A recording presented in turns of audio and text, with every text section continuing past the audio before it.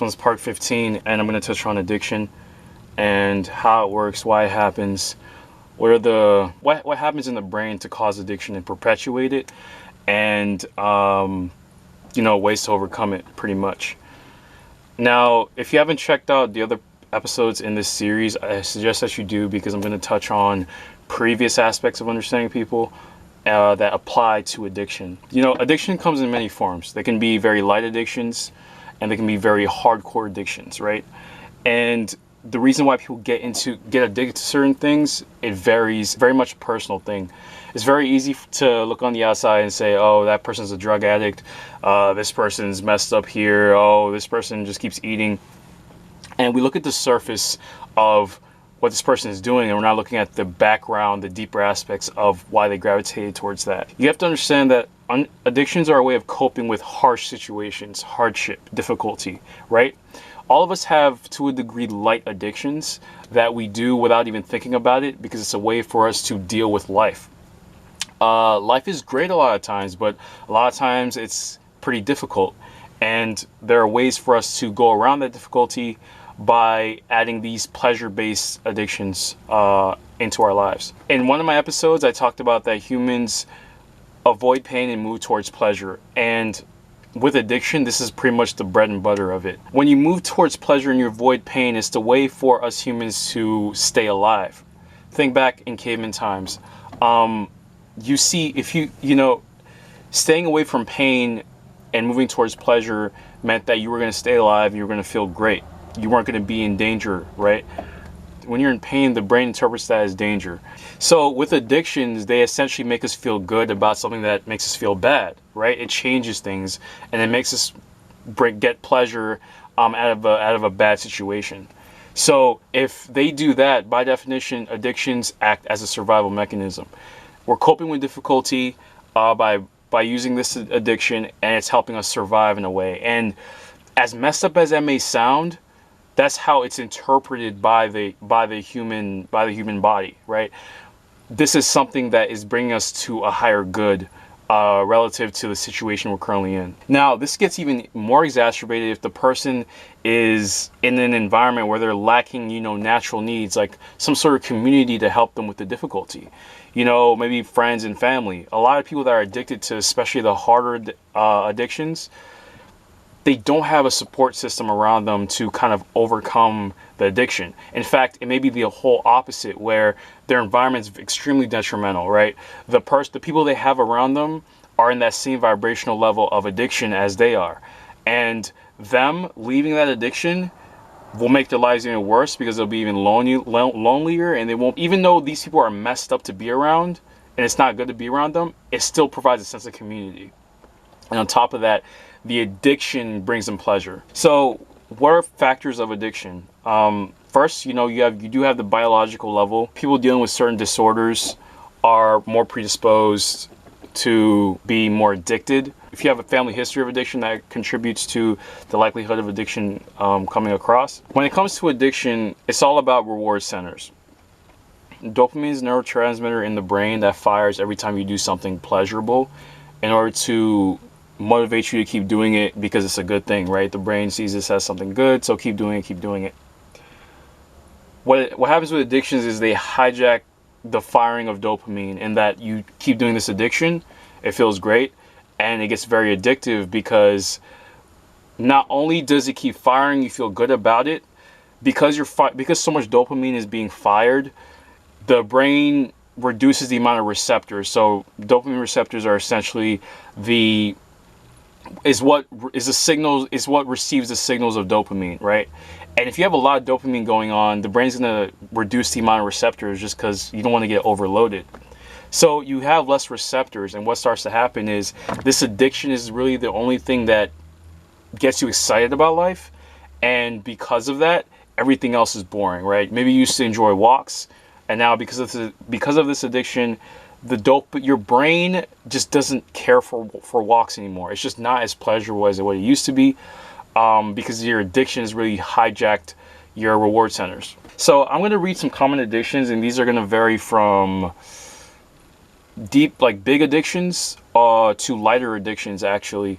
And some of these you may not see as addictions, and Some of them you might already know. As I read these, be mindful of any reactions you have, any emotional reactions you have, maybe defensiveness or agitation from me just reading what I'm about to read as an addiction. Saying, oh, Jem, that's not addiction. What are you talking about? Be mindful of that. And, maybe any rationalizations that come up, because that's a big thing when it comes to addiction. So I'm going to read these. This is a list I made. These vary from serious to more light. Okay. Validation, eating food, caffeine, porn, being right, ideology, sex, drugs, things like opioids, PCP, weed, cocaine, and U.S. has a really bad opioid epidemic. Social media, arguing, cigarettes, your phone. I'm a phone addict, trust me. Attention, shopping, hating on people, alcohol, your looks, making money, constant companionship, toxic relationships, gaming, getting triggered, thinking, comparison, opinions of others, gossip, always having plans. Now, of course, as you can see, some of these addictions are like, oh yeah, I do that sometimes. It's not that big of that big a deal. And others are like, whoa, that's crazy.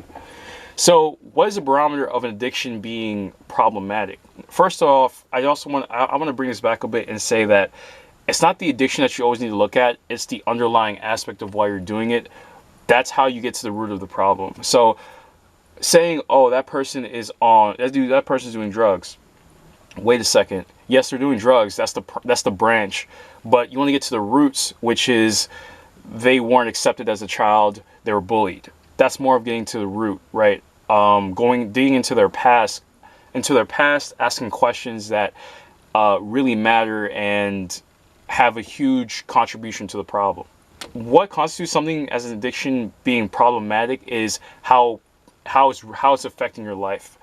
If it's something that's really affecting your life, that's bringing really, really big problems and issues, that's something you need to explore immediately.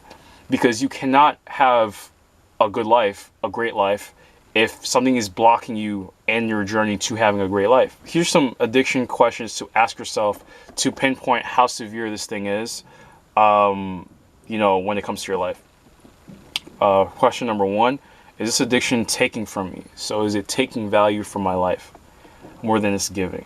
And you have to be really honest too. In what ways am I rationalizing this addiction? How am I taking this addiction aside? In what ways are you doing that? Does the ideal version of me participate in this addiction? This is important. We all want to be in a certain way in life. Does that ideal version of you still do this addiction? What in my environment is helping perpetuate this addiction? This is important too. How many people go to rehab and they relapse and then they go back and they relapse? It's great that they went to rehab, but when they come home from it, who are they in contact with that perpetuates their old selves of addiction? That's an important thing to think about. This is also an important question. Can I let this addiction go forever? Now, why did I add this question? To get over an addiction, you have to admit that you have one, and you have to believe 100% that you can get over that addiction. Okay, my camera battery died, so I'm just going to talk on my phone. So where I left off, I was talking about you have to believe that you can 100% get over the addiction, because the belief is what will perpetuate you actually moving forward and being all in, right? The subconscious will take in that belief and it will bring forth what you're going after, which is getting over the addiction. Now, getting over addictions isn't just a light switch, I'm over it now. No, because you still have the habit. Remember, us humans, we're creatures of habit. What we always do, especially at certain times, we remember that and we lodge that in, and we want to keep doing it because it's just a routine.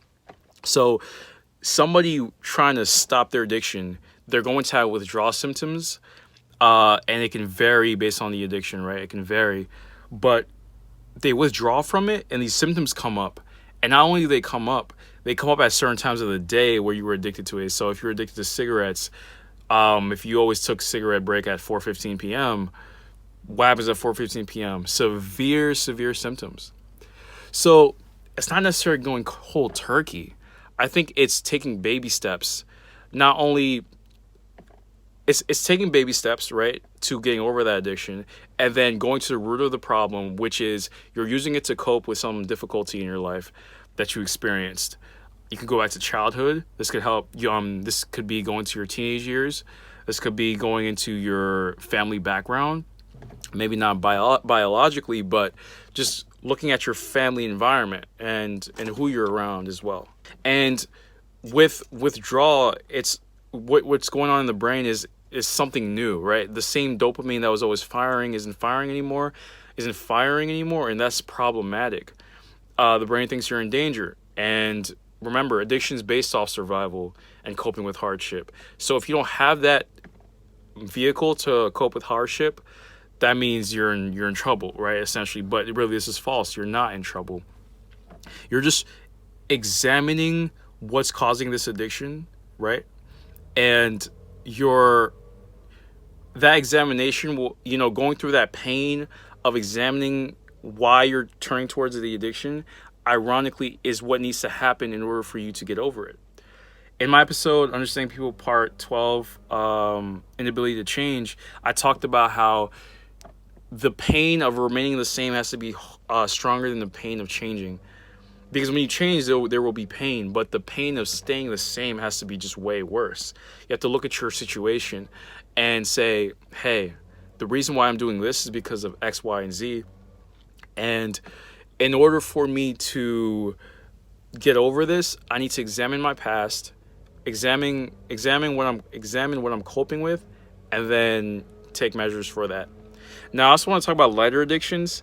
I did do a list of lighter addictions. That maybe you're saying, hey, Jem, but this addiction isn't really causing any trouble.